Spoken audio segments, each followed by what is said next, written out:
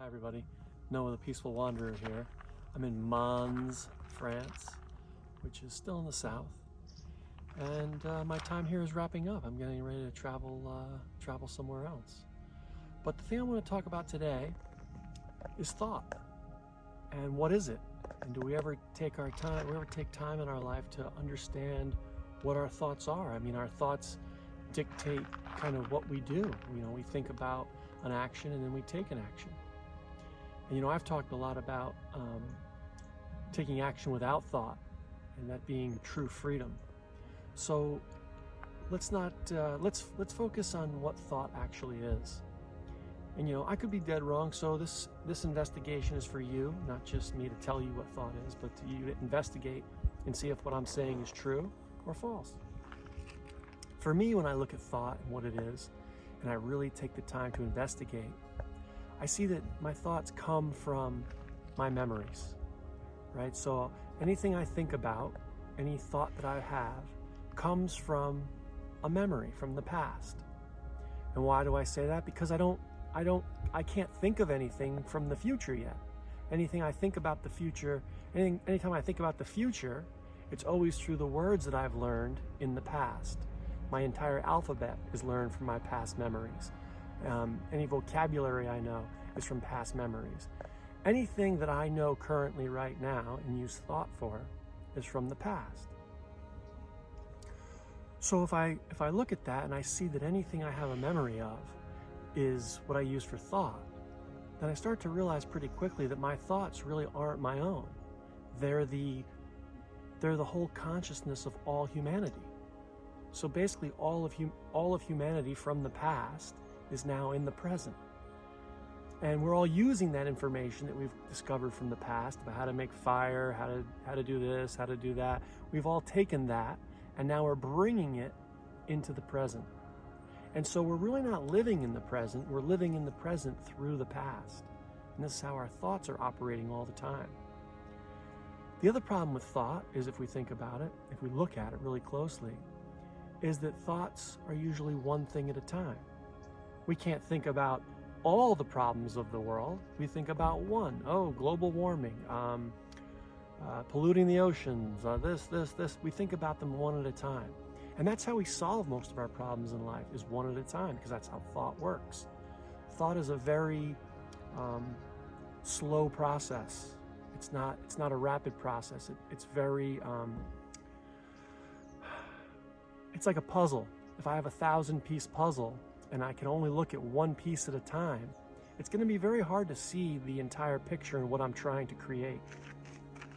And so this is where the limitations of thought really start to show up. And so we can then question, well, is thought our most productive way of living? And you know, forever I've seen the fallacy of thought, in the sense that it's seen its limitations. And those limitations means that I'm not going to operate at my highest level, because true intelligence is the absence of confusion. Well, if I can only think of one thing at a time, I'm going to kind of always be in a state of confusion, aren't I? So for me, I found that once I understood how these thoughts, where they come from, how they operate, what their limitations are, they stopped having such a big hold on me. And then I was able to question and say, okay, well, is it possible to operate? Is it possible to act in this world without thought? Is that possible? And what is that action that I take? What is that like? And so, as I've discussed in some of my other videos, you know, that's where I sat down at the drawings and started painting without thinking, and playing golf without thought, just acting. You can do that in sports. You know, you see most active sports, that's what happens. You know, basketball players, they just shoot the ball. They don't think about the mechanics. They might practice in their off time, but during the game, they're just reacting. We don't do that very often in life. You know, when you get in a social situation, you usually, I know for myself, I'm always thinking about, what are they thinking about me? How do I want to present myself? Always thinking in these limited ways. Well, once I started letting go of that, and I started just being totally present, the thoughts kind of dropped away. And then I was just able to experience the present moment. And the present moment is so rich and so deep. You know, the present moment's the only thing we have. Thought, as we talked about, is never in the present moment. It's always from the past. So it's never actually in contact with the present moment. It's always in trying to interpret the present moment. That's when I'm looking out here and I'm saying, oh, look at the beautiful view. Where did I get these words from? Why do I know that's beautiful? Because I'm comparing it to something from the past. So I'm never seeing that beautiful view with fresh, clear eyes. Well, when there's no thought, that's when you're truly seeing something. But you know, you might see it for a second, and then thought comes in and says, I want more of that. I see that. I like that. I want to capture that. See if you can go out there and now with that understanding, see if I'm right or wrong as well. But when you see the truth of what thought is for yourself, then start to say, well, what's life like without thought? You know, you're not going to be able to hold, you don't want to hold away thought. You don't want to push it away. You want to come to the point where thought fades away naturally because you understand something. You understand it.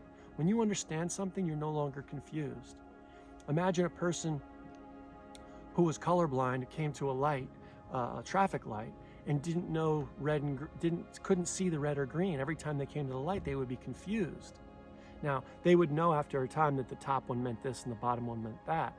But imagine if we turned it sideways and we changed the colors around, they would be confused. But once I taught them how it worked, the confusion would be over. Well, the same thing with understanding thought.